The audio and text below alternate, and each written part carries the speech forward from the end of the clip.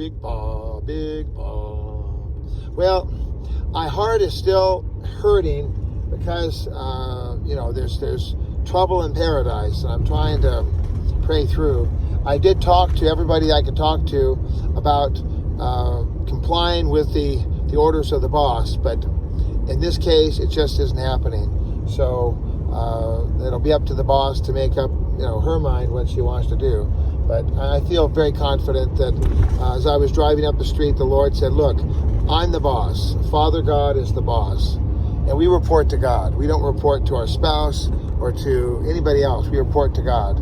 And I know before God that I did what I thought was right. I did my very best. I didn't hide anything. And then to have, just you can't do that. I mean, it's not right. And I'm sorry, but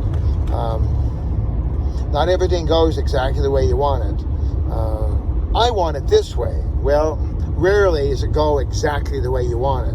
I try my best to make sure that everybody has everything.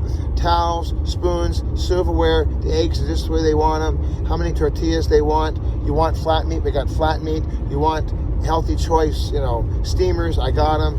You want Tabasco sauce, I got it. Eggs, and you want to save the eggs, I got it. You want an A-frame, built over the backdrop, I got it. I mean, I'm doing everything I possibly can, so I feel good about that. In this car, except for the fact that Mom is not happy, this car is the bomb. I mean, on Monday, Mama said, this was just a few days ago, she said, I want you to get a new car, I want you to be happy, you deserve it, you work hard, you've got to get this, get the car that you really love. I love this car. I love this car. Everything about it is amazing. Listen to that. Look, go on, just a second. Let's see here. The sound, it has great sound. So, I'm very, very happy, and it's terrific. You want to give me a call, give me a call. 213-713-8954, 8954greenatt.net, and on the Twitter, Mr. Bob at BobBob8954. No, Mr. Bob at